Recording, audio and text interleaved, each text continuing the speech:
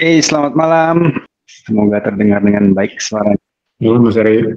Malam Mas Alfi, ada Kang Demang, ada Mas Taufik, ada Cik Azlinda, Raziah juga dari Malaysia. Thank you so much for coming.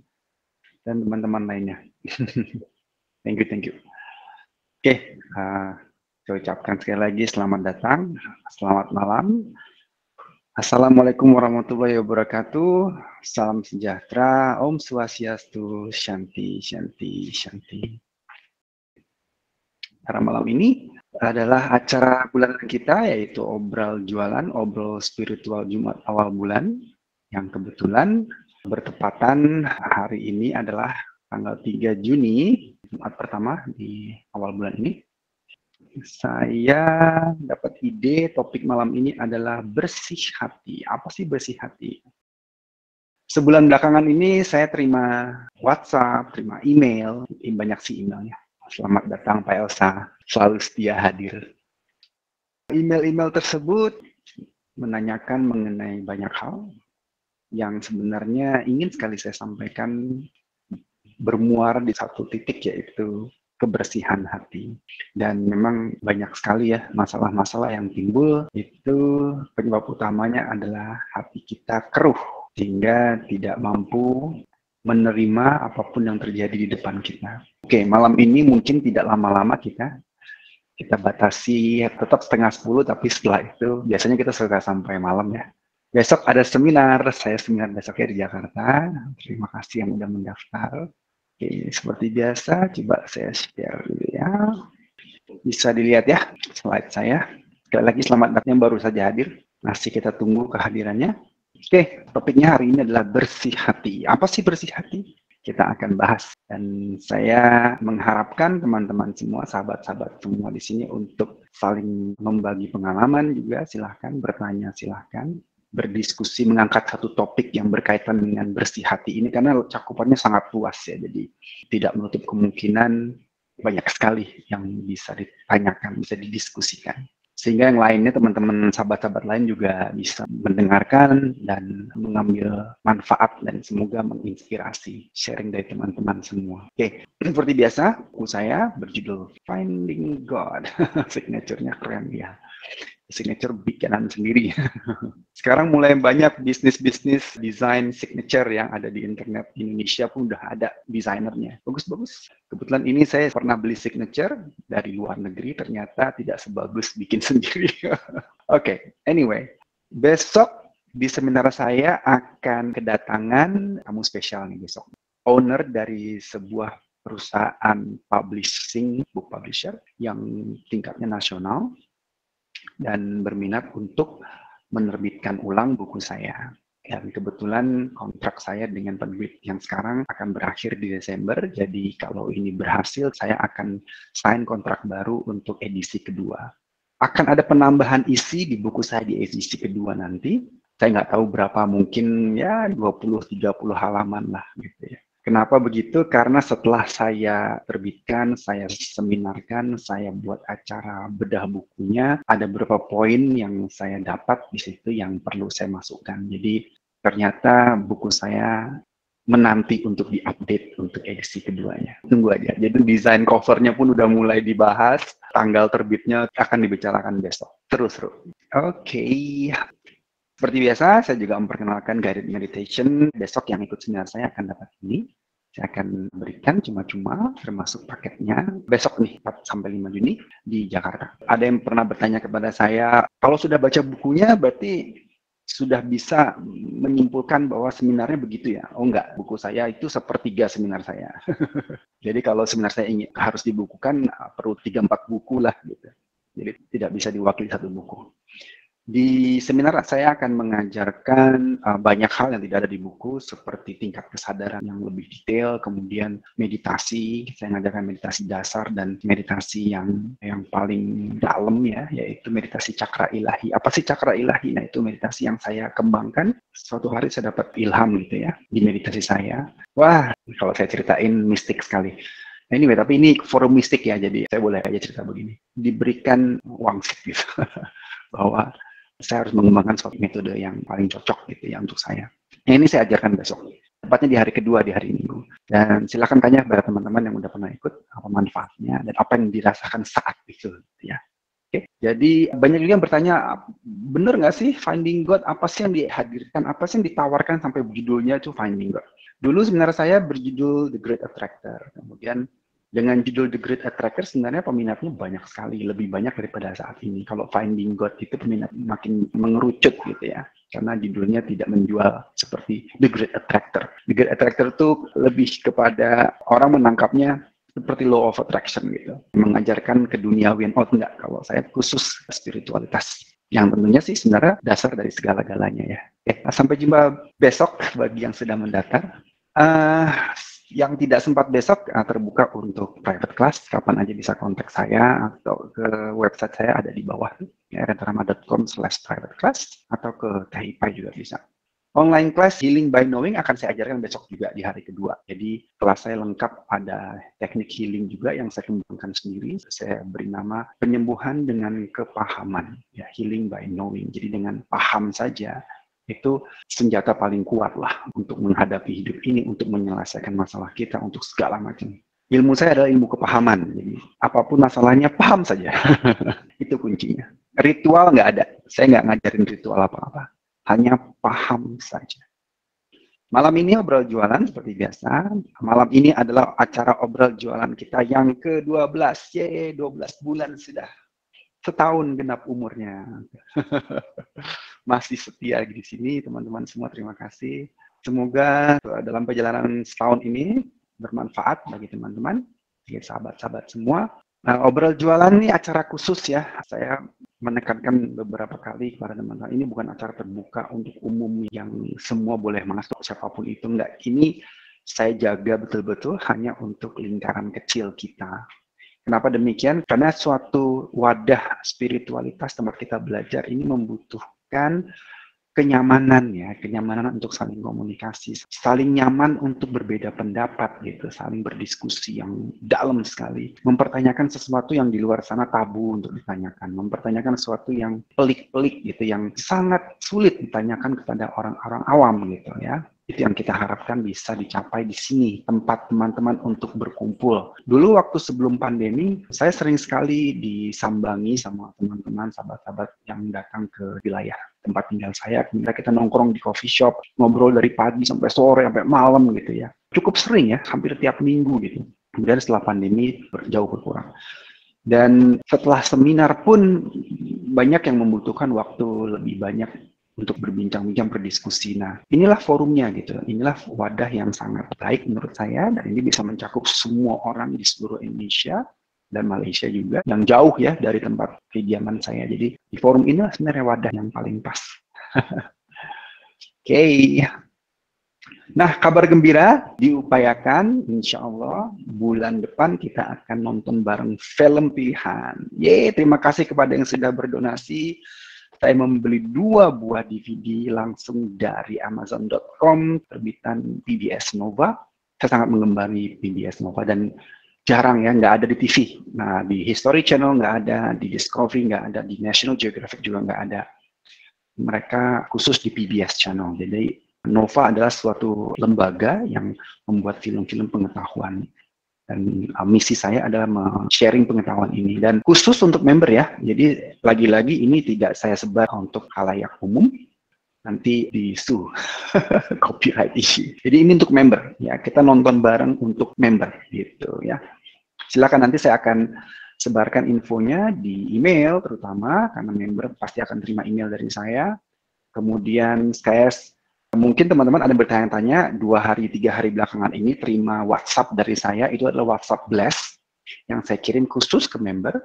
Yang nggak suka terima itu tinggal reply dengan kata berhenti ya, teks berhenti saya akan hapus dari database. Saya berhasil untuk connect website saya ke WhatsApp Blast dan saya upayakan bisa memberikan informasi acara-acara ke WhatsApp teman-teman semua. Oke. Nonton bareng bulan depan, diupayakan. Filmnya berjudul A to Z, A sampai Z itu adalah terdiri dari 2 film. masing-masing. Pokoknya 2 film itu 1 jam 50 menit, saya akan putar satu malam. Film pertama menceritakan mengenai sejarah alfabet, sejarah bahasa manusia. Seru, kalau saya sih seru sekali. Yang kedua adalah mengenai sejarah tulisan, pencetakan, ya, pencetakan, sehingga jadi buku. Kita akan bisa menghargai, ternyata sulit ya, orang zaman dulu itu mencetak sebuah buku itu sulit dan mahal sekali. Jadi satu buku itu harganya bisa ratusan juta sampai miliaran rupiah kalau dirupiahkan sekarang. Satu buku gitu. Makanya yang berkembang adalah perpustakaan. Hanya orang kaya yang bisa beli buku. Sedangkan kita sekarang beli buku di emperan pun banyak gitu. Dan kadang nggak dibaca, kadang sampai terselip, kadang terbuang, kadang kita sobek-sobek. Padahal zaman dulu itu setiap lembar itu sangat mahal karena dibuat dari bahan kulit binatang gitu. Dengan menonton film ini bersama, kita akan mempunyai pandangan baru terhadap perkembangan teknologi pencetakan gitu ya. Oke, nanti tunggu kabar dari saya. Khusus member, wow, minggu ini luar biasa. Minggu ini ada obrol jualan. Besok saya seminar 2 hari penuh. Di hari Minggu pagi saya juga terbitkan newsletter dan itu tidak terganggu jadwalnya. Wow, thank you semua. Ini berkat support dari teman-teman ya. Oke, insya Allah juga tour saya masih jadi. Nanti tinggal tunggu kabar dari saya. Oke, saya nggak berlama-lama. Silakan jadi member, ajak teman jadi member, dan banyak sekali ya acara-acara lain yang masih saya pikirkan. Tapi intinya acara rutin kita, obrol jualan, adanya newsletter, ada nonton bareng, tetap ada. Dan saya berterima kasih sekali karena dibantu oleh teman-teman yang hebat-hebat ya, seperti Kifai Sanur sebagai event manager saya, sangat gigih dan bagus sekali memanage acara-acara, dan beliau juga memanage pengajar-pengajar lainnya. Juga dibantu oleh Agustinus Chow yang berdomisili di Medan, kota Medan, yang tugasnya adalah mempublish acara obrol jualan ini. Dia yang mengedit dan mempublishnya. Kemudian juga Agus Chow ini juga yang melakukan translate film-film yang akan diputar nanti. Jadi membuat subtitle bahasa Indonesianya. Beliau cukup berpengalaman di situ. Oke, itu sahabat saya yang lama dan saya berterima kasih sekali. Oke, nah ini terakhir berita, ini positif ya. Kita sudah launch secara website. Silakan bisa dibuka www.live-up.id. Kita akan mulai pelan-pelan setelah seminar saya ini. Saya akan mulai pelan-pelan menyusun. Sudah disusun, tapi kita akan jadwalkan di sini. Jadi informasi ada di website saya semuanya, dan juga sekarang ada website baru live-up.id. Saya perkenalkan pengajar pertama untuk kelasnya bernama Expand Your Personal Power, Expand Your Life. Luar biasa kan? Ya, beliau pakar sekali ya, sudah berpengalaman lebih dari 10 tahun, 15 tahun bahkan di bidang soft skill. Jadi beliau ini motivator, fasilitator cukup baik, terbaik bahkan kalau saya bilang. Dan sudah ikut juga bersama motivator terkemuka di Indonesia, yaitu Tung Desem. Kita nantikan kelasnya. Kelasnya udah ada, judulnya udah ada, sudah dibentuk, tinggal kapan ya, tungguin aja. Saya lagi mempersiapkan websitenya dan pernik-perniknya. Mbak Ike Artika Sada juga akan mengajar. Kelasnya adalah, judulnya keren, Mekar Menjadi Cahaya. Keren ya. Oke, beliau juga adalah seorang coach yang banyak sekali ya, sudah melatih atau mengcoach banyak sekali orang, terutama di komunitas perempuan Tebut Saji Mawar atau sesama. Ribuan subscribernya, puluhan ribu bahkan. Ini juga sahabat saya dari Bali, kalau Mas Uban itu di Banjarmasin, Mbak Artika Sada itu di Semarang, dan kalau Philip Swisenda ini di Bali, di Ubud. Mereka-mereka ini sudah punya komunitas, ya, sudah punya audiens, sudah punya kelas. Philip Swisenda juga begitu, sudah punya kelas yang disebut dengan empathic living. Bisa dilihat websitenya, bisa dilihat page-nya. Beliau khusus mengajar untuk parenting. Ya, jadi kelas Live-up.id ini akan membumi sekali, bisa langsung praktek. Kelasnya berjudul Happy Parents, Happy Children. Jadi bagaimana membina rumah tangga menjadi orang tua yang baik, bagaimana agar anak-anak bahagia, ya orang tuanya harus bahagia dulu. Nah, saya sudah dipresentasikan, kelasnya menarik sekali, luar biasa sekali. Oke, beliau ini juga sudah 10 tahun lebih khusus fokus di bidang parenting, dan kiprahnya sudah menasional ya, sering sekali dipanggil di sekolah-sekolah swasta maupun negeri untuk menjadi narasumber bagi orang tua murid. Ini adalah sahabat juga guru saya dan seorang yang sangat kita kenal sekali. Dan kami sangat beruntung mendapati sosok ini yang hadir di Live-up.id nanti. Kelasnya luar biasa judulnya. 55 rumus keberlimpahan dan kemakmuran. Wow. Adapun demikian, khusus untuk Mas Openg ini, kelasnya itu panjang durasinya. Nah, ini yang sedang saya ramu nih, bagaimana mekanismenya kelasnya bisa panjang tapi tetap terkontrol secara otomasi. Jadi, Life 5 Adi akan berbeda lah untuk melayani sahabat-sahabat semua ya. Oke? Tunggu aja kehadirannya. Udah nggak diragukan lagi lah kalau Mas Openg. Dan ini terakhir adalah seorang dokter, namanya Dr. RB Santoso, panggilan akrabnya Mas Santoso, Dr. Santoso, Dr. Santo, buat panggilannya. Kelasnya adalah Science of Miracle. Penulis buku untuk Smart Healing, beliau seorang healer, dokter juga yang memang berdiri di dua dunia nih. Jadi healer di mainstream, di rumah sakit benar, dan healer di non-mainstream, di alternatif, menggunakan healing ya, menggunakan energi. Ribuan pasiennya sudah ditangani, dan dari mulai penyakit biasa sampai yang mau bilang parah kurang elok.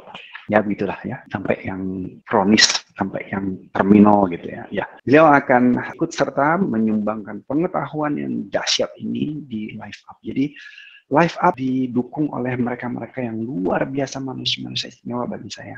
Dan beruntung sekali kita. Dan kami membuat program kelas-kelas ini yang tentunya terjangkau, ya. Jadi jangan khawatir, oke? Dan terakhir saya sendiri, tapi saya terakhir ya, saya akan lebih ke finding passion. Nanti saya akan mengajarkan bagaimana menemukan passion. Ciri-ciri kelas Life Up ini adalah kita langsung action ya. Kita akan dilengkapi dengan workbook yang harus kita isi. Nanti para pengajar ini akan berkomunikasi langsung kepada teman-teman, para sahabat yang ikut, dan langsung praktek gitu ya. Lebih membumi, oke? Jadi lebih bisa ada coachingnya gitu ya. Oke, kira-kira gitu perkenalannya, nantikan saja. Right, kembali ke acara kita, obrol jualan kita, yaitu bersih hati, topik malam ini. Apa sih bersih hati? Bersih hati adalah ikhlas. Bahasa Jawanya ikhlas. Bisa Betawi.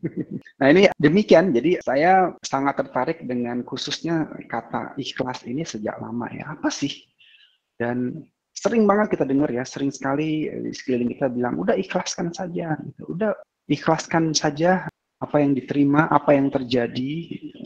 Yang lucunya, yang membuat saya bertanya-tanya adalah seringkali didampingi kalimat lainnya, yaitu ikhlaskan saja, gitu. Nanti diganti kok, gitu ya. Diganti oleh Tuhan, oleh siapapun itu, ya, kebanyakan oleh Tuhan pasti.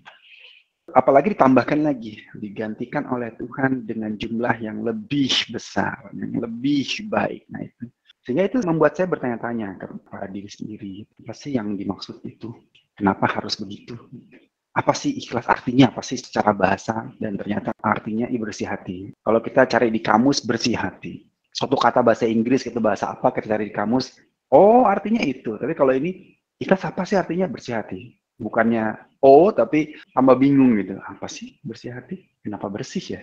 Apa sih maksudnya hati menjadi bersih itu apa sih gitu? Setelah lama saya merenung, setelah lama saya menuliskannya, setelah lama saya mempelajarinya, ternyata banyak sekali syaratnya atau banyak sekali yang harus dibetulkan di dalam kepala saya ini mengenai pemahaman bersih hati atau ikhlas. Dan perjalanannya nggak bisa sebentar. Sesuatu yang sering diucapkan tapi kebanyakan belum memahaminya ya. Jika kita bicara bersih hati, kita bicara dualitas. Nah, ini adalah syarat utama dalam mencapai keikhlasan yang hakiki, yang betul-betul sempurna. Bersih, hati yang betul-betul bersih. Jadi kalau kita mendengar atau berucap ikhlas yang sungguh-sungguh, itu sama dengan hati yang benar-benar bersih. Nah, sama itu artinya ya. Bersih dari dualitas pertama. Kita tidak akan bisa mencapai hati yang bersih, memiliki hati yang bersih. Kita tidak bisa benar-benar ikhlas jika masih berada di dualitas. Jika kita bicara dualitas, apa sih dualitas gitu ya? Ini tempat sarangnya ego nih. Jadi ego itu seperti sering saya ucapkan, sering saya bahas, ego bersarang di dualitas. Sangat gemar dengan kondisi yang dual ini, kanan kiri, baik buruk, benar salah. Ini ego bersarang di sini. Kalau tidak di sisi yang benarnya, ya di sisi yang salahnya. Ego pasti di salah satu itu. Cenderung kemana gitu ya. Selama cenderung ke salah satu, tidak ikhlas, tidak bersih hatinya. jahat sekali, salah sekali, buruk sekali, ya jelas itu. Jika egonya di situ sarangnya, udah jelas tidak bersih hatinya, tidak mengenal apa itu ikhlas. Demikian pula bila si ego bersarang di sisi yang satunya. Kadang-kadang kita suka terjebak ya. Di sisi yang baik, di sisi yang benar, di sisi yang lurus gitu. Jika ego bersarang di situ, maka selamanya juga kita tidak bisa memahami, tidak bisa mencapai hati yang bersih, tidak bisa mencapai keikhlasan yang sungguh-sungguh. Selamat datang Pak Yudo, Mas Yudo, Sensei.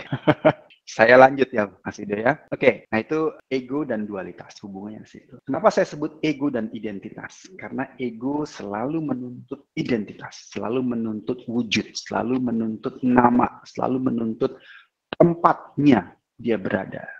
Ingin dikenal, dia selalu ingin punya sesuatu yang dia tampilkan.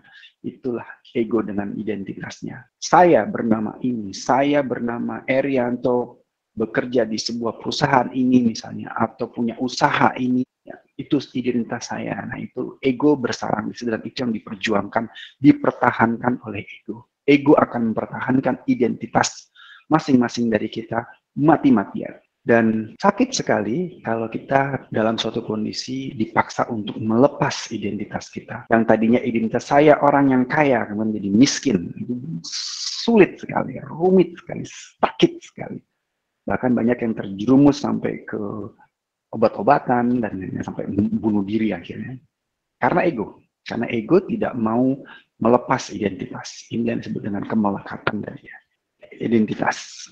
Ego juga pride tadi ya. Identitas, kalau kita bicara identitas juga berkaitan dengan kebanggaan, pride.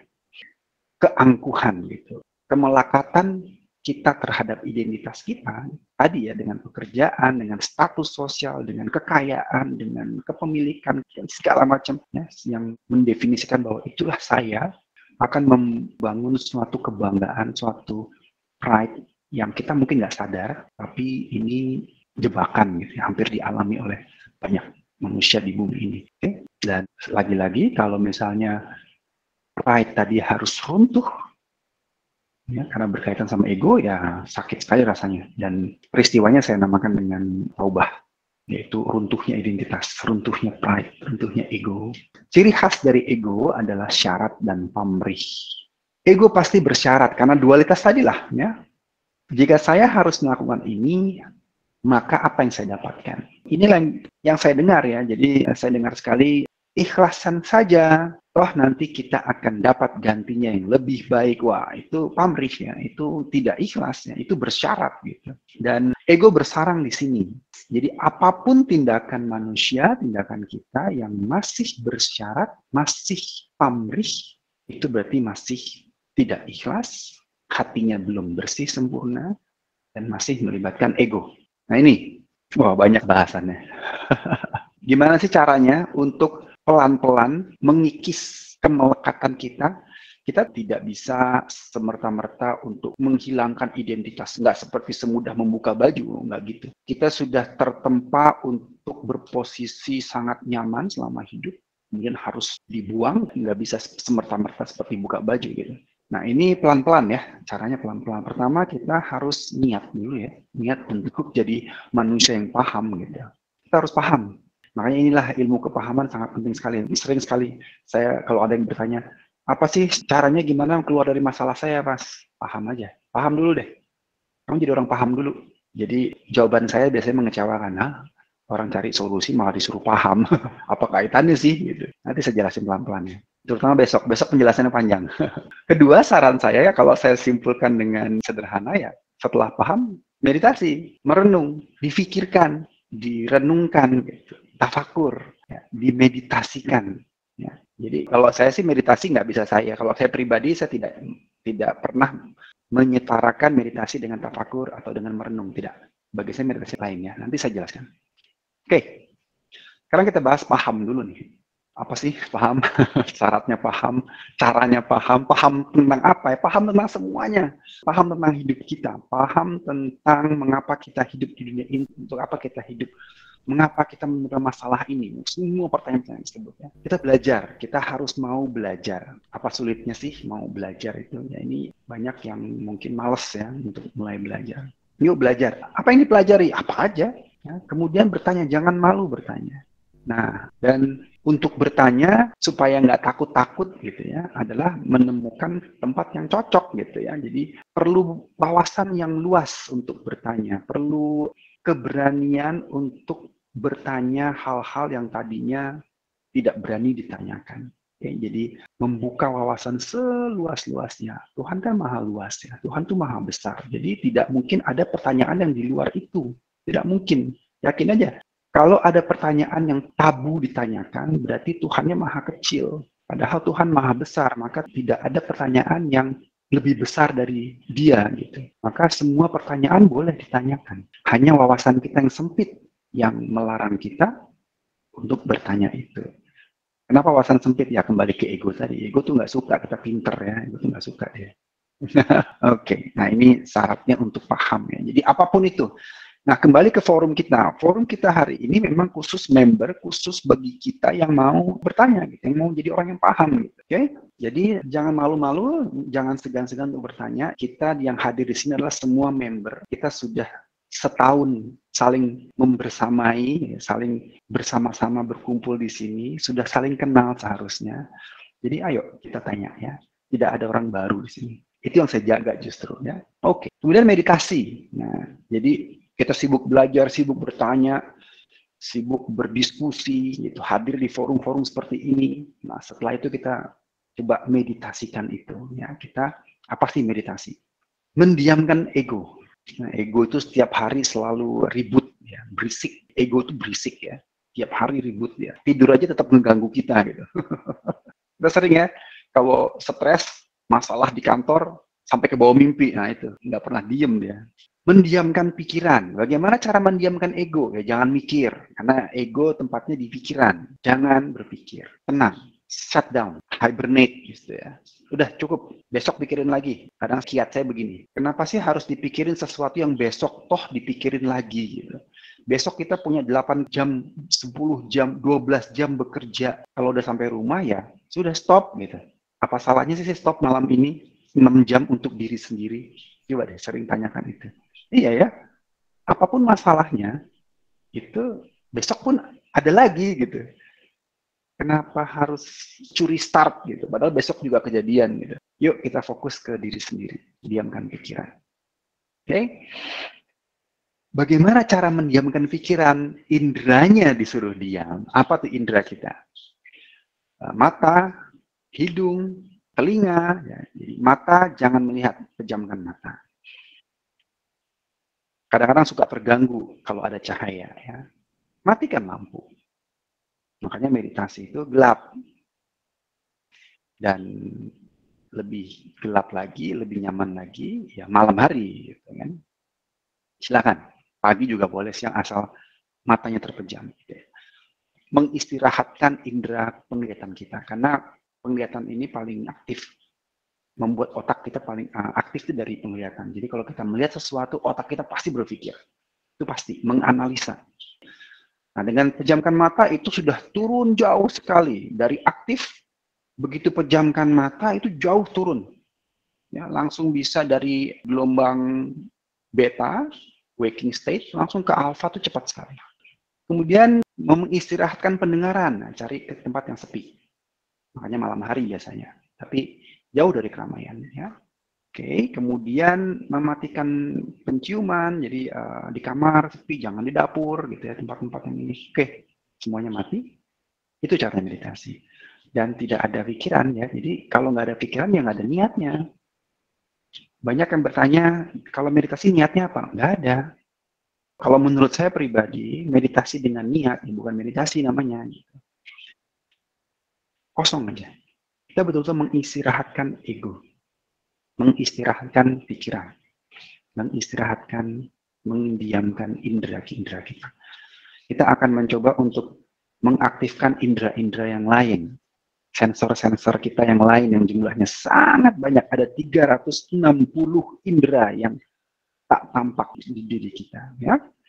Kita mulai mengaktifkan itu. Kita mau meluaskan wawasan kan? Dengan cara mengaktifkan indera-indera yang lain. Itu kiat-kiatnya. Tapi gimana caranya? Saya nggak bisa. Kosong itu sulit loh. Karena seumur hidup kita nggak pernah kosong. Ego aktif, pikiran aktif. Disuruh kosong sulit. Nah, kiatnya adalah kita fokus ke nafas saja. Cukup. Paling jauh ya fokus ke nafas. Tidak ada niat, hanya mengamati nafas saja. Hirup, hembus. Hirup, hembus. Itu saja. Coba teman-teman sekarang coba. Pejamkan mata, tarik nafas yang dalam, hembuskan. Tenang ya rasanya. Nah, lakukan itu setiap hari, setiap malam, di tempat dan waktu yang paling nyaman, yang betul-betul bisa nyaman, santai. Dan meditasi harus santai, harus nyaman, harus rileks. Besok kita ajarkan ya, di seminar saya. Oke, lakukan setiap hari, 10 menit, 15 menit, 1 jam, kalau bisa 1 jam, bagus, setiap hari. Rasakan bedanya setelah 20 hari, setelah sebulan gitu ya, rasakan. Oke, apa yang kita pelajari, terus kita meditasikan, lihat hasilnya. Ini kesaksian saya gitu ya. Itu kebuka semua indera kita. Lain kali walau kita membaca buku, mendengarkan orang ngomong, yang mendengarkan nggak cuma kuping aja gitu. Semua inderanya aktif gitu. Kita membaca energi yang mengucapkan, kita membaca energi orang yang menuliskan buku ini, kita gitu. Ini harfiah. Ini bukan kiasan. Kita akan memahami sesuatu yang dibalik tulisan-tulisan itu. Memahami sesuatu yang tersirat di balik ucapan-ucapan orang-orang yang kita dengar. Mendengar sesuatu yang selama ini kita acuhkan gitu, enggak kita hiraukan. Kita mulai membuka wawasan lebih luas sehingga apa yang kita pelajari bobotnya lebih banyak gitu ya. Oke, jadi nggak sempit. Oke, nah kira-kira itu. Oke, kita kembali ke sini ya. Kita kan ingin bersih hati nih. Dengan setelah melakukan meditasi, kemudian kita paham, kita jadi paham, oh tempat kita di dunia ini, oh Tuhan menciptakan kita tuh untuk ini, oh saya tuh ini jati diri saya gitu. Kita mulai pelan-pelan bisa mengikis kemelekatan kita dari yang semu tadi, yang melekat kepada identitas itu semu sekali. Karena sebenarnya diri saya ini bukan Herianto, gitu. Saya adalah ada sesuatu esensi kita di dalam ini. Herianto itu hanya tampilan di luarnya saja. Jadi kalau si Eri sakit, yang sakit itu si Erinya gitu. Sedangkan jati diriku sebenarnya tidak gitu. Nah, tidak ada eksternal saya yang bisa mengganggu internal saya. Jadi dengan paham dan bermeditasi kita mulai memisahkan, ternyata ada keterpisahan yang sangat jelas ya. Harfiah nih, jelas sekali, nyata. Luar, eksternal dan internal. Yang sakit, yang kecewa, yang tersiksa gitu, yang tertindas itu eksternalku. Eksternal teman-teman. Internalnya tak terusik sama sekali. Apa tuh yang internal? Ya hati kita.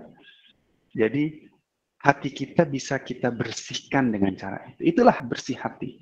Tidak ada satupun kejadian eksternal yang mampu mengotori hatiku.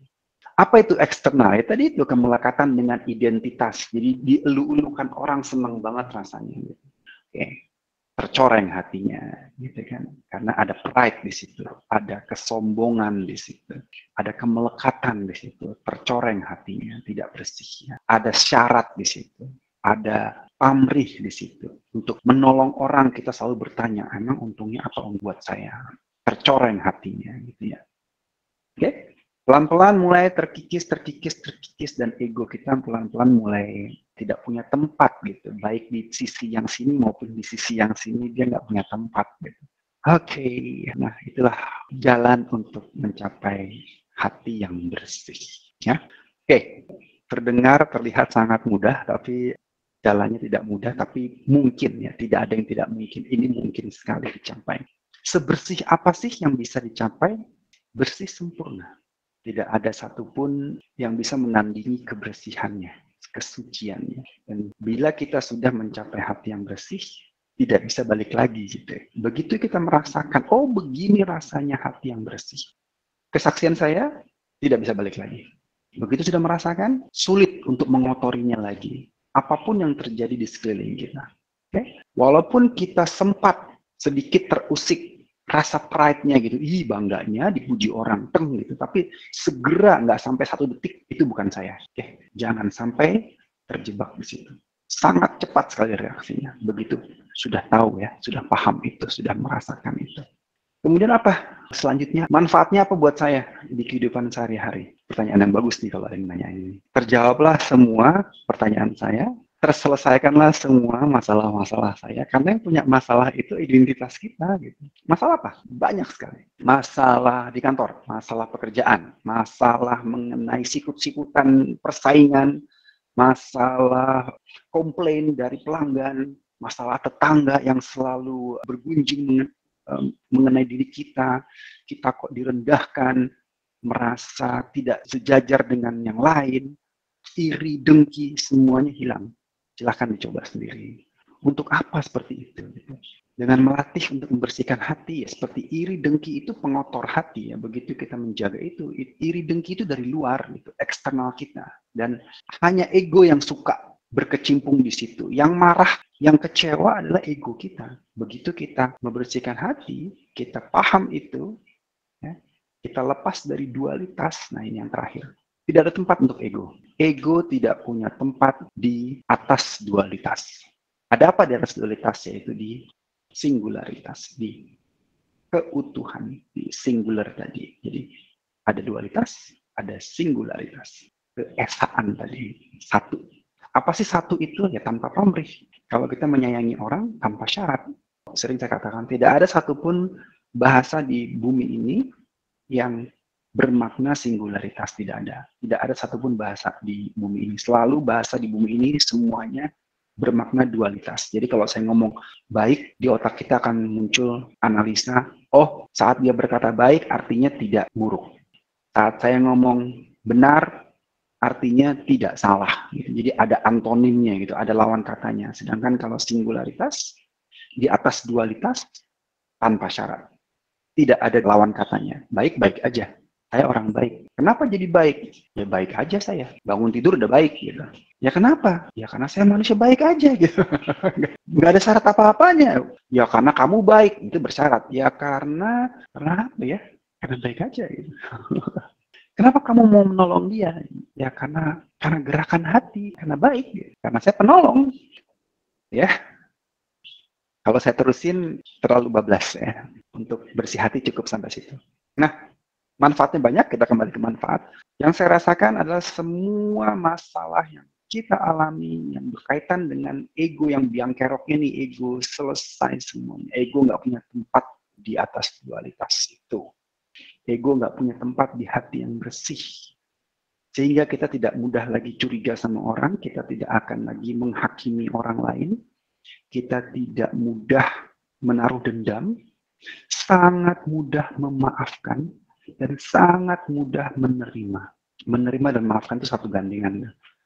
Oke? Dan kita akan mencapai suatu state of mind yang baru, ya, yaitu ridho. Ridho apa sih? Menerima bahwa semua yang terjadi adalah sesuai untuk kita. Itu adalah ridho. Nah, itu hanya bisa dicapai kalau hati kita bersih. Oke? Okay? Jadi saat kita mungkin masih mendengar orang bilang, udah ikhlaskan aja, nanti toh dapat lagi balasan yang lebih baik, yaitu belum ikhlas. Itu jelas ya. Nah, yuk kita perbaiki, nggak cuma di ucapan saja, ikhlas atau bersih hati kita alami, kita benahi hati kita sendiri. Ya. Dengan cara yang barusan saya sebutkan tadi. Demikian. Dan di sini tentang jawab atau sharing. Ada tulisan saya yang ingin saya bacakan di sini. Kalau berkenan saya akan bacakan. Ini mistik sekali. Tapi forum kita forum mistik kok. Mungkin kalau sebelum di-publish ke YouTube akan saya sensor. Usil ya saya ya. Oke. Saya akan bacakan. Inilah dialog seorang mistik dengan Tuhan. Sudah pernah saya publish kok di Facebook. Berkali-kali ada di blog saya. Dialog mistik dengan Tuhan. Aku bertanya kepada Tuhan. Ya Tuhan, apakah syarat untuk masuk surgamu? Kemudian Tuhan memberikan selembar kertas putih kosong kepadaku. Seraya berkata, Silahkan kamu tuliskan sendiri syarat-syarat untuk masuk ke dalam surga. Aku terkejut dan memandangi kertas kosong itu dengan pandangan kosong. Mengapa aku yang harus menuliskan syarat masuk ke dalam surgamu? Tanyaku pada Tuhan. Tuhan memberikan jawaban yang membuatku sangat tersentak, sangat kaget. Karena sesungguhnya tidak ada syarat apapun untuk masuk ke dalam surgaku. Setitik tinta saja kau bubuhkan pada kertas itu, maka kau sudah menodai kemurnian surgaku, serta mengubah gambaran surga yang hakiki bagi setiap orang yang membacanya. Persepsimu terhadap surgaku menjadi persepsi semua orang terhadap surgaku. Dan mereka akan selalu bertanya kepadamu untuk membimbing mereka, menjelaskan tulisanmu yang tidak mereka pahami itu. Surgaku akan menjadi satu tempat yang terbatasi oleh kemampuan mereka mencernanya atau memikirkannya, karena kamu membuatkan batasan itu bagi mereka. Sehingga pula surgaku menjadi tempat yang berbeda bagi manusia di berbagai tempat. Mereka pun memperebutkannya. Mereka bersengketa untuk memenangkan surga mana yang paling baik. Aku merenung lama, lalu aku bertanya lagi. Aku tidak mau menjadi penyebab kebingungan umat manusia mengenai kemurnian surgamu, wahai Tuhan. Aku tidak akan menuliskan apapun pada kertas ini. Tuhan menjawab lagi, kalaupun ada syarat untuk masuk ke dalam surgaku, adalah dengan menjadi putih kosong seperti kertas itu. Jadilah manusia yang paham, lalu masuklah ke dalam surgaku dengan ridho. Aku masih termenung dengan dialog yang terjadi. Tak lama kemudian, mataku terbuka lebar. Terkejut dan tak sabar aku kembali bertanya, ya Tuhan, bagaimana dengan neraka? Apa syarat masuk nerakamu? Tuhan memberikan selembar kertas putih kosong padaku seraya berkata, silahkan kamu tuliskan sendiri syarat-syarat untuk masuk ke dalam nerakaku. Aku sangat terkejut menerima respon itu, tanganku bergetar, tak sanggup menerima kertas itu. Aku menangis deras, badanku bergetar dan tak sanggup duduk tegak. Aku tersungkur ke tanah, meringkuk, menggigil bak kedinginan. Kemudian Tuhan berbisik ke telingaku. Aku tahu yang kau rasakan karena aku merasakanmu. Jika surgaku tanpa syarat, maka nerakaku pun tanpa syarat. Lalu mengapa harus ada surga dan neraka bila keduanya tanpa syarat? Karena sesungguhnya kamu hanya perlu memahami aku. Keredoanmu untukku adalah keridoanku untukmu. Bila kau mampu menerima dualitasku, maka kau memahami aku yang hakiki. Maka surga dan neraka sirna bagimu, karena setelahnya hanya ada aku. Jadilah manusia yang paham, lalu beradalah bersamaku dengan ridho. Oke, terima kasih. Itu saja bahasan malam ini. Silakan jika ada yang ingin menambahkan, membahasnya, sharing, dan lain-lain.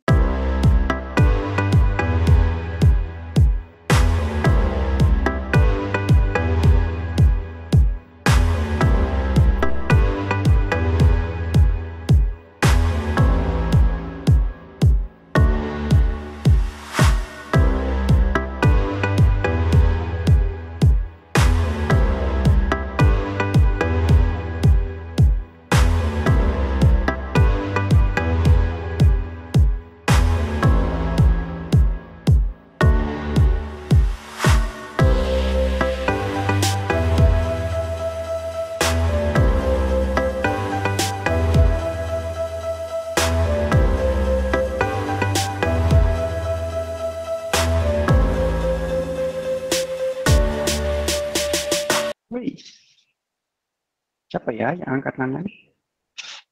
Oke, Mas Aditya Alferus. Silakan. Apa kabar Mas Adit? Masih di mute? Halo, ya, dengar Mas? Dengar, jelas. Oke. Mau tanya yang gampang-gampang dulu Mas. Siap. Ini kan temanya bersih hati Mas. Ya. Jadi kadang kita tuh bingung Mas, hati itu yang mana ya? Kalau ikut teori-teori itu kan banyak, ada yang self, ada yang ego, ada yang pakai topeng itu, ada yang animus, aninomus, apa itulah, banyak lah pokoknya. Nah, Kalau menurut Mas Eri sendiri, hati itu yang mana? Apakah keseluruhan? Apakah harus kita menghilangkan persepsi-persepsi tentang hati atau gimana? Ada itu dulu aja, Mas. Oke, hati itu yang mana? Gitu ya, Mas Adit ya. Iya, Mas. Ya, ini juga harus kita pahami juga nih. Hati itu apa ya? Bahasa Inggrisnya liver. Bukan ya? Heart. Udah gitu, iya, Pak. Itu kesalahan bahasa kita kan gitu ya. Iya, Jadi iya, sempit hatiku soalnya. salah juga tempatnya gitu kan. Kalau hati Di itu sini liver bukan. berarti harusnya di sini gitu. Kalau sakit Iya, hatiku gitu di sini pas bukan di sini gitu. Ya, itu juga. Bahasa Inggrisnya hati apa sih? Heart. Heart itu kan heart. jantung. Salah bahasa. Anyway, mungkin udah telanjur gak ya bahasa manusia ya, hati itu dipadankan atau dipahami sebagai sesuatu yang di dalam diri, ya, sesuatu yang sangat mudah dipengaruhi oleh keliling kita. Jadi kalau kita disakiti, hati itu sakit gitu. Dalamnya kita sakit gitu. Jadi menurut saya hati yang kita bicarakan sekarang tidak berwujud ya, tidak tahu di mana dia. Itu mungkin suatu simbol itu dalamnya kita gitu. Jadi dalaman kita si aku gitu ya. Mungkin lebih ke situ kalau saya berpendapat. Iya, Mas. Karena Ketimbang hati itu saya bagian organ kita malah iya sih. malah nggak masuk akal. Soalnya di dalam itu kan rame, Mas, gitu loh. Ada yang ya kalau bisa dibilang tuh berlapis-lapis lah, berlayer-layer gitu. Ya, Ada yang ngomongin jahat melulu, ada yang baik banget, itu dualitas ya Mas ya. Itu mungkin ya. saja itu ego gitu loh. Ada yang dia itu hanya mengamati. Nah, si pengamat ini apakah itu yang true heart itu atau siapa itu? Tapi intinya kalau saya tangkap dari penjelasannya Mas Eri itu hati itu ya keseluruhan di dalam kita ya, kayak softwarenya kita gitu. Kalau kita yang kelihatan sekarang ini hardware, hati itu softwarenya kita gitu. Bisa dibilang kayak gitu nggak? Ah, boleh asal ini ya. Ya, boleh aja, boleh. Kalau fisik ini hardware, softwarenya adalah kurang tepat sedikit ya sebenarnya. Makanya sulit bahasanya, kurang tepat sedikit gitu. Dia lebih ke tadi ada yang nyeletuk kalbunya kita gitu. Ada suatu tempat di dalam yang memang tidak ada wujudnya gitu. Dan kalau menurut saya software masih fisik ya. Dia masih fisik gitu. Software itu program kayak insting kita gitu. Jadi kita punya fisik. Nah, yang memprogram kayak kenapa darah itu bergerak itu softwarenya gitu. Itu semacam source code-nya gitu ya untuk menggerakkan semua gitu. Kenapa kita kalau makan itu kok gelegek gitu ya, menelan gitu ya. Ada suatu gerakan di tenggorokan. Siapa sih yang menyuruh itu gitu? Kita kan nggak perlu mikir ya. Kalau pengen makan, dia nggak makan, masukin. Kita nggak perlu mikir harus nelen, ini nelen aja gitu. Nah itu insting, nah, itu menurut saya lebih kena ke software gitu, lebih padanannya pas. Tapi kalau hati, ya para pemikir-pemikir seperti para mistik sufi, mungkin nyebutnya ya ada yang nyebut kalbu, ada yang nyebut macam-macam, ada ruang hati dan membagi-bagi ruang hati dengan beberapa ruangan. Lebih ke situ sih Mas Adi. Oke Mas. Oke, makasih Mas. Ya sama-sama. Bisa dilanjut yang lain. Oke, Abdul Dark, namanya keren nih, Abdul Dark. Silakan Mas Abdul. Halo, selamat malam Mas Heri dan teman-teman semua. Selamat malam. Ini mau sekedar sharing sekaligus nanya sih Mas Heri ya. Ya, silakan. Silakan. Dari kata-kata Mas Heri yang dari kemarin-kemarin saya ngiang-ngiang itu kan, jika paham terjadilah demikian ya Mas Heri kata-katanya. Ya. Nah, setelah saya merenung sampai lama, terus ketemu banyak orang-orang juga kayak Mas Ferry, terus Mbak Ike, terus teman-teman lain di jalan spiritual. Akhirnya yang dimaksud jika paham terjadi demikian itu, menurut saya itu kalau kita paham terhadap diri sendiri gitu Mas. Misal kita ini termasuk orangnya itu gimana? Dalam salah satu contohnya itu mungkin mencapai keinginan atau impian. Nah, dulu saya itu orang yang istilahnya mabok kayak ilmu-ilmu pemberdayaan diri Mas, kayak law of attraction, terus visualisasi, terus afirmasi gitu-gitu. Nah, pas di fase-fase itu iya, beberapa hal bisa saya visualisasikan, beberapa hal bisa saya afirmasikan dan jadi kenyataan. Tapi setelah makin kesini kayaknya istilahnya udah nggak relevan lagi, udah nggak selaras lagi. Jadi kayak istilahnya kayak yang Mas Eri bilang, kita itu nggak usah minta, kita tinggal merasa sudah memiliki aja. Jadi setelah saya istilahnya udah ada di level yang lain itu, saya kalau visualisasi nggak pernah berhasil, saya afirmasi nggak pernah jadi, istilahnya udah nggak selaras lagi. Nah, terus pertanyaannya, kan selaras atau kata sesuai itu kan katanya waktu yang tepat, terus tempat yang tepat, keadaan yang tepat, kan itu ya Mas. Nah, Ya, ciri-ciri ya. kalau kondisi yang tepat itu gimana, tempat yang tepat itu gimana, waktu yang tepat itu gimana? Apakah yang semuanya kita terasa mudah, kita merasa nggak harus berjuang banget, terus apa, terus ketemu sinkronitas apa gitu, ketemu kebetulan apa gitu, itu Mas pertanyaannya Mas. Terima kasih. Oke. Karena sifatnya sharing, tanggapan boleh datang dari saya dan teman-teman ya. Bebas ya, forumnya bebas. Nah, saya mulai dulu deh. Ya, jadi memang saya adalah mungkin satu dari sedikit orang yang kurang sepakat dengan ini law of attraction. Bagi saya itu apa ya? Itu hanya alat kapitalisme itu menurut saya. Sama seperti Sadhguru, coba deh nonton di YouTube-nya Sadhguru gitu. Law of attraction apa itu gitu? Itu buatan orang yang memotivasi untuk orang apa ya? Cara menumbuh kembangkan ego, nah, gitu. Menginginkan sesuatu. Jadi ini praktek yang sering ya. Tentunya kalau kita baca betul-betul, kita pelajari betul-betul mungkin tidak seperti ini jadinya. Tapi yang terjadi di lapangan seperti ini nih, yaitu kita diminta memvisualisasikan, menuliskan, menggambarkan, melukiskan sesuatu yang kita inginkan, kita kejar, kita afirmasi, kita atensikan tiap hari gitu ya. Karena katanya alam semesta ini seperti jin dalam botol, begitu keluar langsung your wish is my command gitu ya. Apa yang kamu inginkan akan saya berikan. Gitu. Tapi kalau jin itu kan 3 permintaan, ini enggak, apapun yang kamu inginkan berkali-kali boleh, enggak terbatas. Gitu. Bagi saya itu benar-benar alatnya ego. Nah, kurang setuju dan ternyata tidak begitu caranya. Jadi kalau kita sudah paham gitu ya, ini paham betul-betul paham bahwa seperti apa ya, kita sudah diberikan sesuatu yang luar biasa oleh Tuhan sejak kita diciptakan. Tapi kita menginginkan yang lain. Coba tanya pada diri sendiri. Kita menginginkan yang lain tidak sesuai dengan jati diri kita. Dari mana informasi yang lain? Dari eksternal. Dari siapa? Dari keliling kita. Yang paling dekat deh, orang tua, dari saudara, dari lingkungan, dari masyarakat, ya, dari semua teman-teman, dari semua yang di sekeliling kita. Mereka menanamkan persepsi mereka terhadap sesuatu. Misalnya, sukses itu apa sih definisinya? Sukses itu definisinya kalau punya rumah 3, punya mobil 10, atau apa dan lain-lain. Sehingga kita pengen seperti itu, pengen seperti sesuatu yang eksternal itu. Nah, gitu ya. Sehingga kita menyibukkan diri untuk mencapai sesuatu yang ditanamkan dari eksternal kita. Kita jarang sekali bertanyakan apa sih yang membuat saya ini betul-betul puas di dalam, apa sih jati diri saya. Cukup memahami diri saya sendiri dan menerima kejadian yang kita jalani sesuai jati diri kita, itu akan terjadi demikian gitu. Kita akan dipertemukan dengan sesuatu yang sesuai sama kita.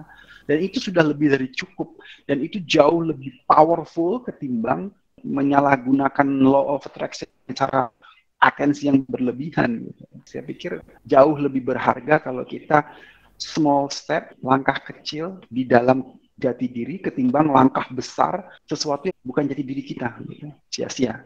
Gitu kalau menurut saya. Dan ya akhirnya begitu. Seorang yang belajar spiritual akan kembali ke dalam diri, jati diri, dan hanya mengeksplor dirinya. Dan tidak lagi tergoda dengan afirmasi yang tidak sesuai buat saya. Gitu. Ya. Siapa yang suruh kita punya mobil sekian, punya mereknya ini? Siapa yang suruh? Kenapa harus seperti itu? Gitu. Oke.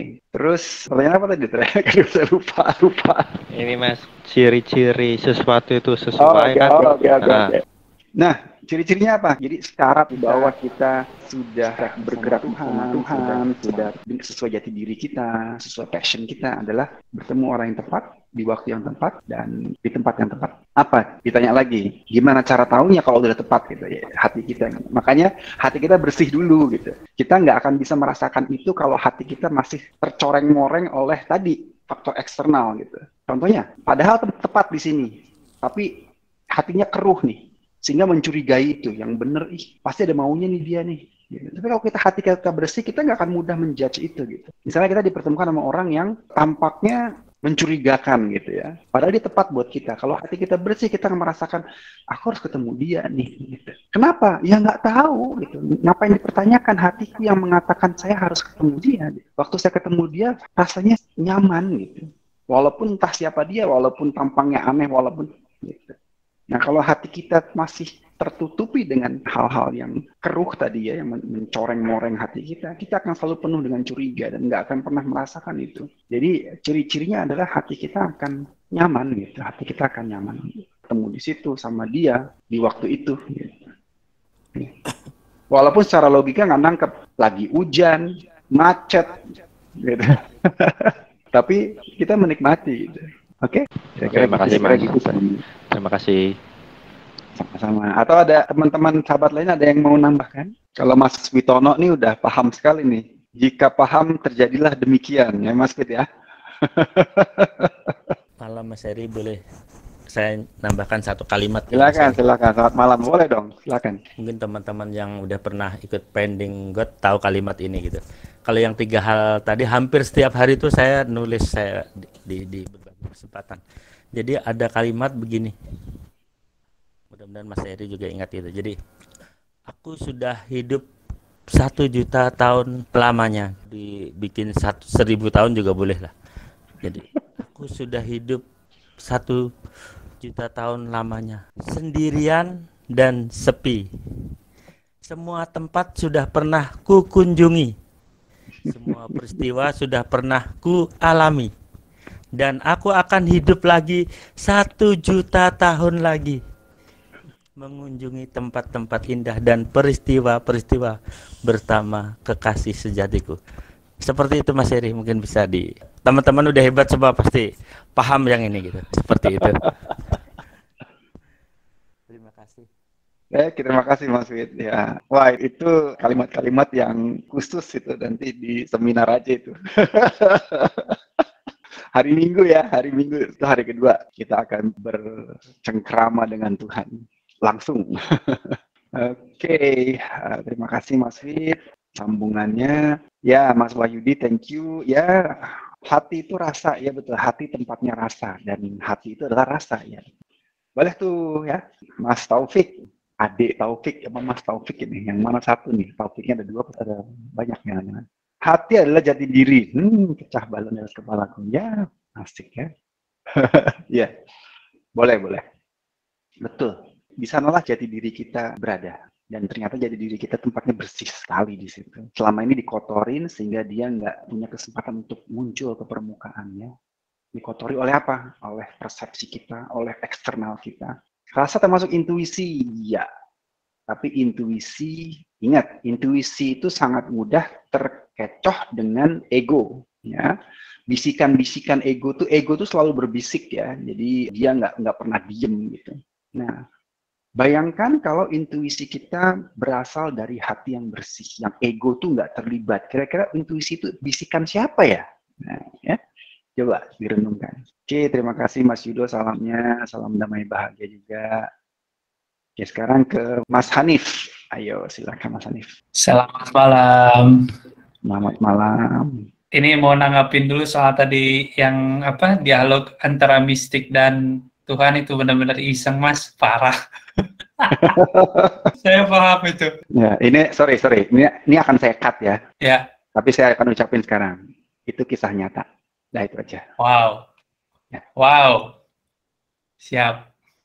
Dan seperti jadi itulah rasanya. Oke, gimana? Saya sedikit sharing nih. Tadi juga siang saya baru tahu ada link grup Telegram waktu di email, Mas. Oke. Saya baru masuk, lalu saya kirim screenshot itu kan tentang hati yang bersih. Itu saya lupa blog yang mana ya itu ya. Cuman karena saya lagi klik di hal itu, makanya saya screenshot waktu itu dan saya save. Ceritanya dijadiin arsip lah ya. untuk riwayat ke belakang. Nah, saya jadi keinget kata Mas Eri, nggak tahu di webinar mana ya, saya lupa. Karena ini adalah fase yang lagi saya alamin, Mas. Cuman yang saya rasakan, ini mohon dikonfirmasi ya. Yang saya rasakan ini ada semacam fasenya nih. Bersih hati itu kita mulai tidak banyak ngomong, salah satunya. Jadi tadi benar, drama-drama itu tuh udah di samping-samping lah, udah bukan fasenya. Cuman saya sedang ada di fase gini Mas, si ego itu masih bisa hidup ketika lagi ngomong seperti ini. Ini saya lagi fase sedang menaklukkan egonya di situ. Jadi ketika sedang berbicara, si ego itu masih bisa tertaut tuh, masih bisa ngait kalau bahasa Sunda. Nah, mungkin ini fase. Nah, karena saya sedang mengalami mungkin ya level basic kali ya kalau dikatakan sebagai level. Tidak jauh setelah itu saya dipertemukan dengan tulisan Mas Eri yang saya kirim di grup itu. Nah, saya pun tergugah ceritanya ini. Terutama di tulisan yang bagian hati adalah indera yang paling pertama kali aktif. Itu saya langsung. Nah, itu jadi keingetan yang Mas Eri bilang, Tuhan itu kalau misalnya benar, dia langsung mengkonfirmasi. Kalau misalnya kita salah, dia biarkan aja tuh. Nah, itu serunya di situ. Nah, pertanyaan saya gini, Mas. Apakah memang ada semacam latihannya kali ya? Ada level-levelnya kita menaklukkan ego. Karena benar-benar saya udah merasakan manfaatnya. Kita jadi jauh lebih tenang, jauh sama drama-drama yang nggak jelas. Jadi hidup kita lebih fokus. Cuman ya itu tadi, ego masih sering nyangkut ketika kita ngomong.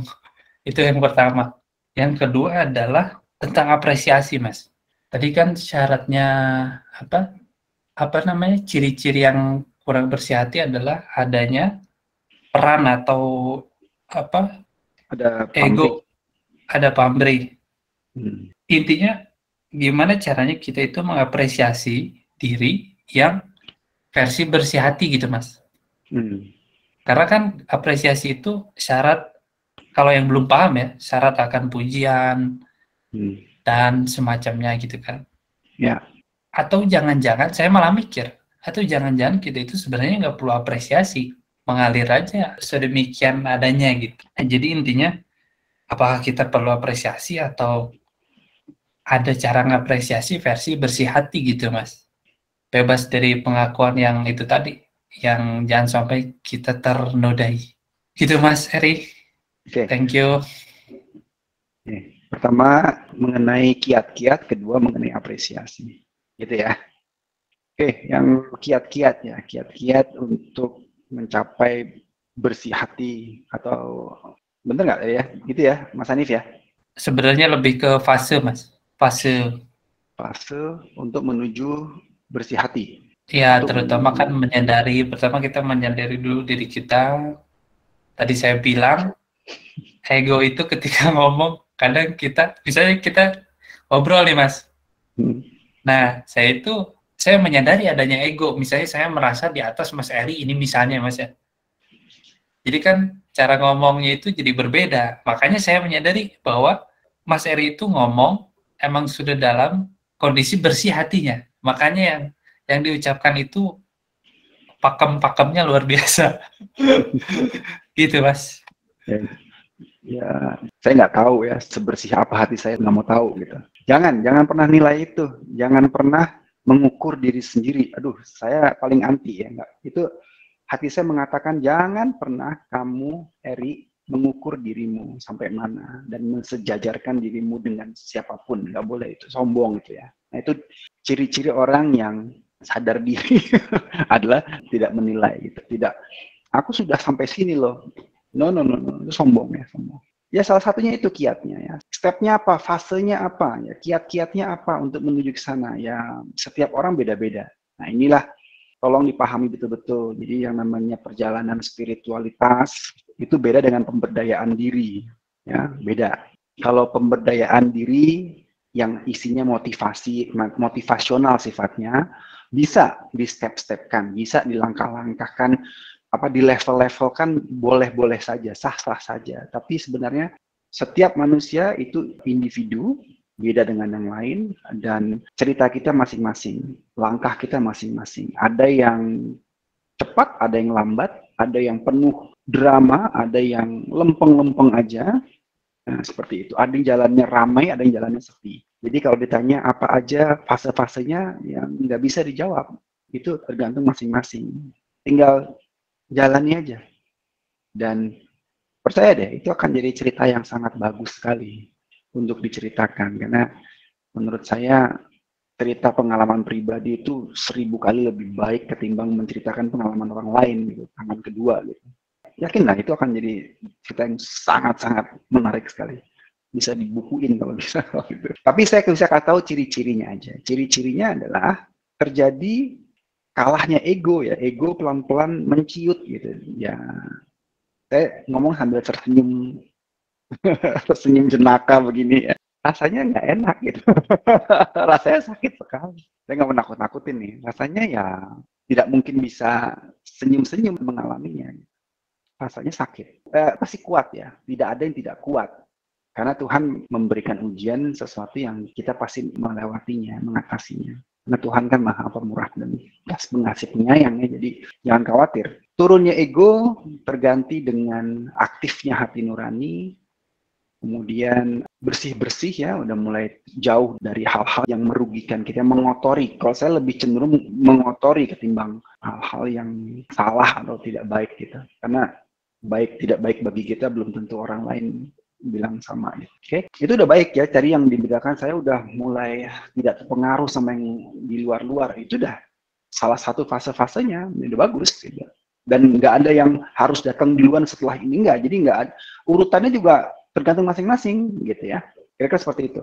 Jadi malas ngomong mas ya, mungkin seperti itu juga. Jadi malas mengomentari karena akan kita komentarin biasanya adalah sesuatu yang sifatnya judging gitu ya. Menghakimi, jadi malas. Tergantikan dengan sesuatu yang mungkin lebih konstruktif, lebih positif sifatnya. Nah, tergantikan seperti itu. Lebih banyak meluangkan waktu untuk berpikir ketimbang mengucapkannya. Itu juga salah satu kearifan yang dicapai. Ya. Menjadi lebih arif, itu jelas. Orang yang bersih hati akan lebih arif dalam bertutur kata, dalam berpikir. Oke. Itu ya untuk yang fase-fasenya ya. Dan sampai kapan selesainya? Seumur hidup. Makanya jangan pernah menilai aku sudah sampai loh gitu. Nggak boleh ya, jangan gitu. Itu sombong namanya. Si Erianto ini belagu banget gitu. Ngajarin orang emang ilmunya bagus. Enggak juga, saya masih belajar kok. Mengukur diri itu berarti termasuk ego. Iya, betul. Mengukur diri itu ego ya. Apalagi ngukur orang lain. Bro, jangan. Ya, ego suka sama level-levelan, betul. Oke, yang pertama ya. Yang kedua adalah mengenai apresiasi. Gimana caranya mengapresiasi diri supaya tidak di ranah ego, ya bersyukur kepada Tuhan. Cukup syukur aja. Berikan apresiasinya kepada orang lain. Baru tadi siang deh saya repost tulisan saya judulnya I Celebrate You. Saya merayakan kamu. Rayakan bersama teman-temanmu. Rayakan kebersamaan. Rayakan mereka. Mereka nggak perlu tahu kenapa kamu merayakannya, nggak perlu tahu. Ajak mereka ngobrol, ngambil ngopi bareng sambil merayakan indahnya hidup ini. Syukuri aja. Bersyukur pada Tuhan. Ya. Karena hanya kepada Tuhan kita patut bersyukur, nggak kepada siapa-siapa. Dan kita bagi kebahagiaan dengan orang lain. Gitu. Itu apresiasi yang baik. Yang menentukan harga kita tuh Tuhan, gitu. Bukan diri sendiri. Mas Hanif gimana? Cukup Mas Heri, thank you. Lanjut. Oke. Thank you. Sama-sama. Dan satu lagi ciri-cirinya bahwa tidak ada ini ya, tidak ada batasan buat Tuhan. Tuhan tuh nggak punya jadwal gitu. Kapan sih balasannya? Gitu, itu ego dan itu tidak relevan. Jadi bentuk apresiasi yang paling dahsyat adalah dari Tuhan sendiri kepada kita. Mungkin jarang didengar ya. Apresiasi selalu kita biasa membicarakan dari orang ke orang gitu ya. Enggak, Tuhan bisa mengapresiasi kita loh. Itu nyata loh. Rasain sendiri ya, luar biasa. Rasanya sangat luar biasa. Udah mimpi aja nggak sanggup itu. Setiap hari itu mukjizat gitu ya. kapan dia mengapresiasi kita? Sebenarnya kalau kita jeli, hati kita betul-betul sensitif ya tiap hari. Sepertinya saya merasakan colekan-colekan dari Tensei Yudo nih. Silakan Mas Yudo. Ya kan? Tuh kan, ketawa dia. Kok nggak kedengeran Mas Yudo suaranya? Mic-nya kali ada masalah. Ini gini, halo? Ya. Bisa. Ini oke ya? Oh, Oke. tadi pakai speaker nggak boleh kenceng-kenceng berarti. Saya nggak boleh nyimak ya Mas Ari, yang suruh ngomong. Enggak, soalnya itu tuh, nyolek-nyolek tuh. Hah? Aku dari tadi kecolek terus nih, masih apa yang mau diomongin tuh. Aduh, padahal kita sesama jenis repot LGBT ini. Kita ini makhluk rohani yang sedang berlatih menjadi manusia gitu. Ada kawan saya, Kang Dani, ngomong, saya itu adalah bahagia yang diberi nama. Aslinya yaitu damai bahagia. Beri nama akhirnya jadi ruwet kan. Jadi tugas kita ini kan kembali kepada fitrah ya, pada naturnya, kepada alaminya. Kalau kata Mbak Aratia sama Linda, ini kembali kepada semula jadi lagi. Kepada defaultnya. Defaultnya suruh bahagia ya dilambangkan dengan waktu kita hidup di alam rahim kan, nggak ngapa-ngapain semua terpenuhi. Itu kan contoh bahwa kita aslinya kan disuruh seperti itu. Tapi begitu lahir banyak personal-persona, banyak kemelekatan yang ditanamkan oleh orang tua, oleh teman-teman, lingkungan, saudara, ustadz, kiai, apapun ya. Akhirnya diruwet kan. Jadi lupa itu, lupa aslinya. Banyak topengnya ya, persona-persona kata tadi. Itulah jadi ruwet, akhirnya lupa bahwa sebenarnya kita ini defaultnya, fitrahnya, alaminya adalah bahagia. Ya, sebenarnya kita berlatih lagi kembali kepada fitrah. Itulah orang meditasi, betapa, semedi, zikir, apapun ya, dengan ritual-ritual aslinya sih mau ke situ gitu. Jalannya banyak jalan menuju ke dalam diri. Lama manusia ini salah kaprah, kalau ada masalah selalu cari jalan keluar gitu. Jalan keluar, bingung. Lalu banyak jalan, akhirnya kebingungan Mas Eri. Sekarang coba dirubah, kalau ada masalah carilah ke dalam diri, bukan jalan keluar tapi jalan ke dalam. Nah, itu yang disebut dalam agama Islam itu Iqra ya. Iqra itu bahasa Inggrisnya ya self inquiry gitu. Meneliti ke dalam diri.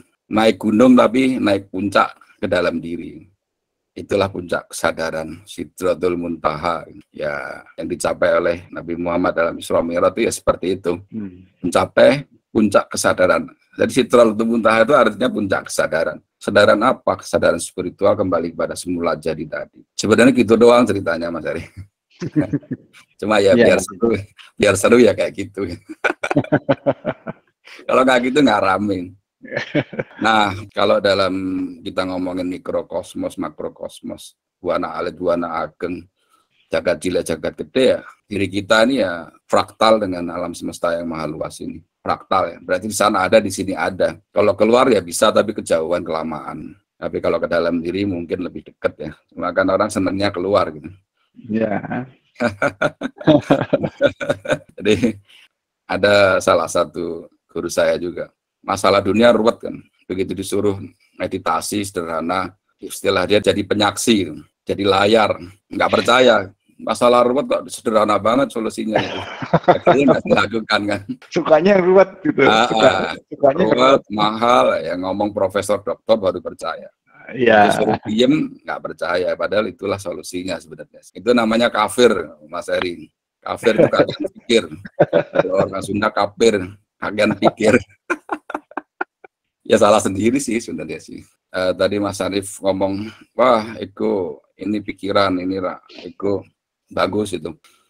Dan dalam perjalanan spiritual nggak usah menjudge diri, merasa gagal, merasa belum nyampe. Nggak ada, semua orang sesuai dengan tempat dan waktunya masing-masing. Koordinatnya segitu ya sudah. Kalau kata Mbak Lulu ya apa aja diterima. Pengen nangis, nangis.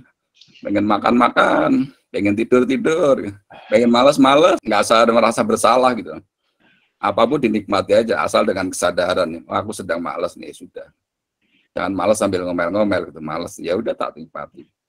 Jadi nggak ada yang salah, apapun yang terjadi ya diterima. Itu yang sering orang bilang, apapun yang terjadi ya diterima, accepted.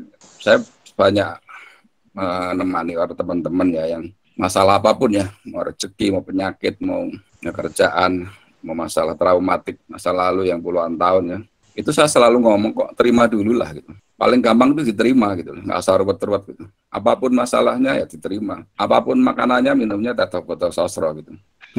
Ya, diterima itulah awal mula titik baliknya kita. Titik balik supaya kita bisa menuju ke titik nol dulu gitu. Kalau nggak ke titik balik kan ruwet. Berat berenang itu ya melawan arus, berat banget itu. Titik balik dulu ke titik nol, baru di situ akan memandang plus minus itu lebih seimbang.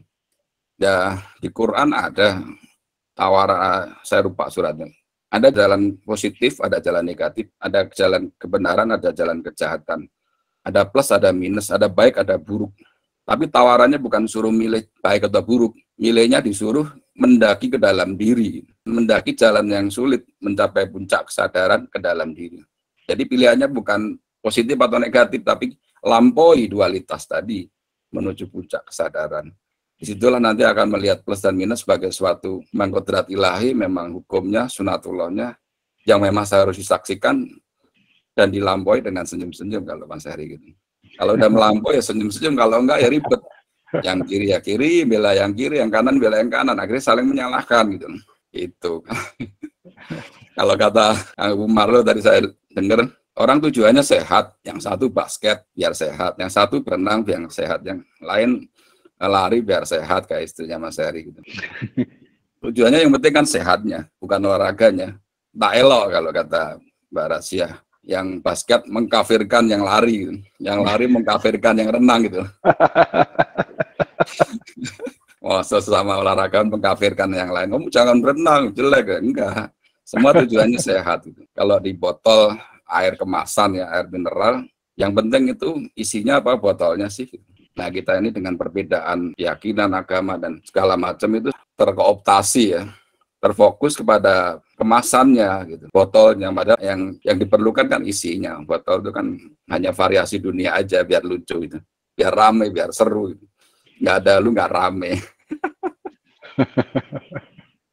Tapi orang senangnya rame sih Mas Heri kali. Iya, kalau nggak rame, males mereka nggak mau. Dan Allah sendiri mengendaki dari satu menjadi Bhinneka Tunggal Ika, menjadi banyak, itu kehendaknya. Akan aneh kalau Tuhan mengendaki keanekaragaman yang mungkin triliunan macam, ada orang yang berpikir pengen menjadikan satu. Itu secara sunatullah, secara natur aja udah menyalahi hukum Tuhan. Iya. Tuhan maunya banyak menjadikan satu, aneh. Nyalain hukum alam itu, mau jadi Tuhan dia. Hebat kali kau, kata orang Batak. Cemana pula, cuma hebat kali kau. Gitu sih, ya rileks-rileks aja sih, nggak usah level-levelan, nggak usah merasa belum nyampe, nikmati apa yang ada. Yang penting kalau kata Ko Ivan di Bali, jangan lupa bernafas gitu aja. Kalau udah lupa bernafas repot nanti. Jadi nafas terakhir kan jadi wassalam, nanti check out. Nah untuk yang awal-awal, sepengalaman saya, mulailah dengan nafas ya. Nafas ini kan tanda kehidupan, ya kalau dalam gaibnya ada roh yang nggak bisa kita lihat, tapi yang bukti nyata yang bisa dirasakan adalah nafas. Sadari nafas dulu, di meditasi juga nyadari nafas dulu yang paling gampang. Masuk, keluar, masuk, keluar. Situlah nanti akan makin naik, akan makin sadar.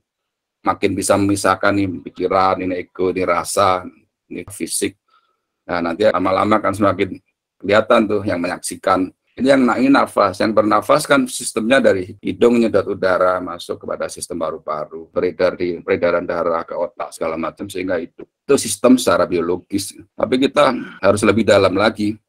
Sebenarnya menggerakkan nafas ini siapa? Nah itulah kalau meditasi sering-sering ya akan ada yang menggerakkan nafas. Sejatinya dialah. Aku itulah yang sejati, yang dia, si layar tadi gitu. Kalau saya jarang meditasi Mas Heri gitu, karena saya mendingan meditatif aja deh.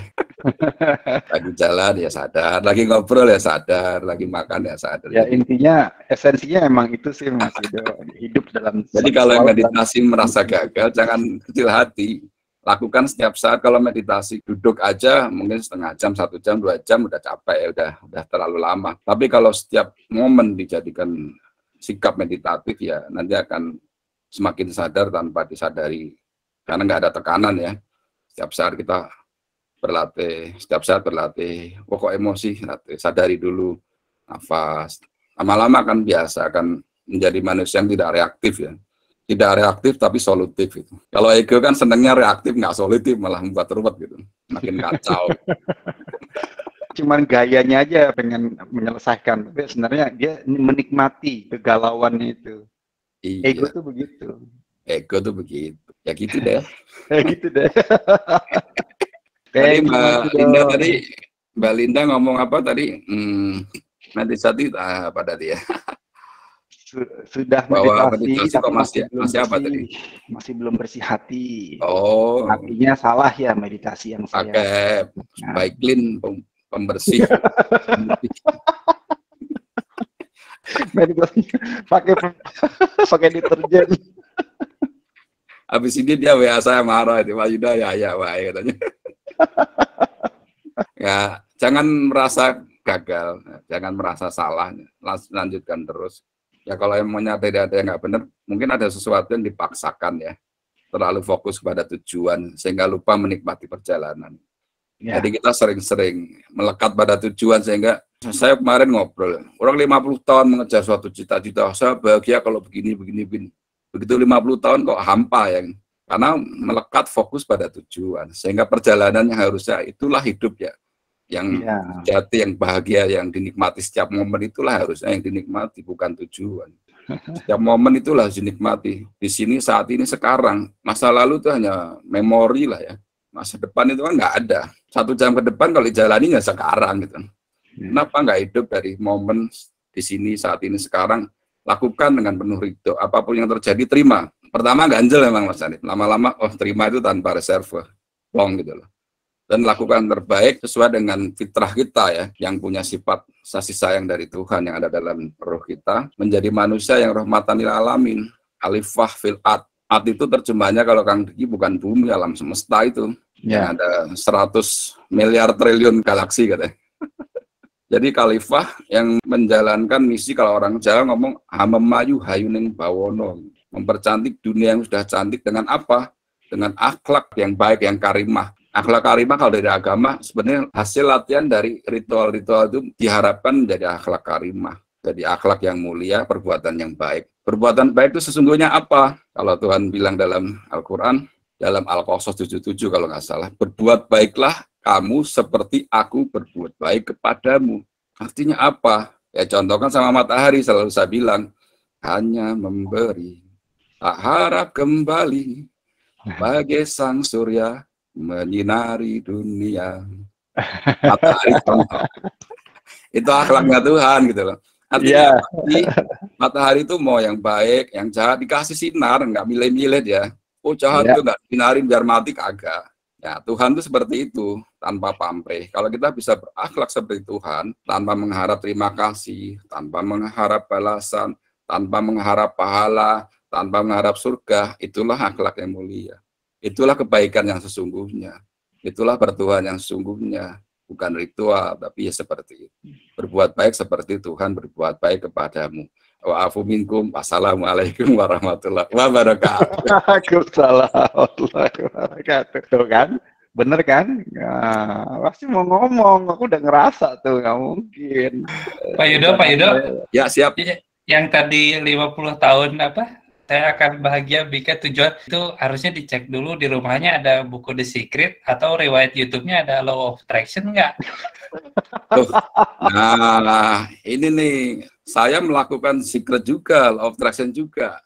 Nggak ada yang salah, gitu. Kan tadi saya bilang sesuai dengan apa koordinat masing-masing melalui step. Andai kata nih ya, Mas Eri misalnya dulu belajar nyantet, nggak ada yang salah gitu. Karena belajar nyantet sampailah saat ini gitu loh. Ya. Nggak usah nggak ada yang salah. Perjalanannya memang cerita-cerita kehidupan yang harus ceritanya. Jadi latihan mulai sekarang nggak ada yang salah lah, semua baik kok. Sudah benar adanya lah gitu kan. Happy jadi semua. Kita jadi manusia yang tidak menjudgment kepada diri sendiri maupun siapapun. Gitu Mas Hanif. Tara, thank you. Makasih Mas Yudo. Nah ini menjawab banget nih Kak Azlinda dari Malaysia ya. Jadi jangan kecil hati, tidak ada yang salah. Meditasinya tidak ada meditasi yang salah. Terima kasih Mas, terima kasih Pak Yudo. Cuma hati saya masih belum bersih. Kadang-kadang masih lagi ada rasa rendah diri, sedih, khawatir, cemas. Saya cuba nak hapuskan semua rasa tu, tapi masih ada. Bermakna hati saya belum cukup bersih. Saya tak tahu macam mana nak bersihkan lagi hati saya. Jangan dicoba Mbak Linda, jangan dicoba. Dinikmati saja. Nah itu dia tuh. Iya, dirasain aja. Doakan saya. Ya, sama-sama kita saling mendoakan ya.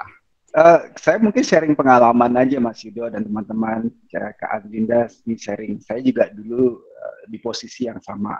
Jadi kok nggak ada kemajuan sih hidup saya, kok hidup saya gini-gini aja, kok saya selalu terlibat mengalami hal yang sama lagi gitu, masalahnya sama lagi, yaitu dikecilkan orang, atau saya selalu merasa tidak suka, tidak selalu tertekan dan jadi benci sama seseorang. Dan itu pernah saya alami juga, dan bisa tidak begitu lagi bagaimana ya, cukup menerima bahwa ini pelajaran buat saya, dan saya hanya perlu menerima itu, memaafkan diri sendiri yang telah berbuat itu, memaafkan orang lain, dan orang lain tidak salah ya.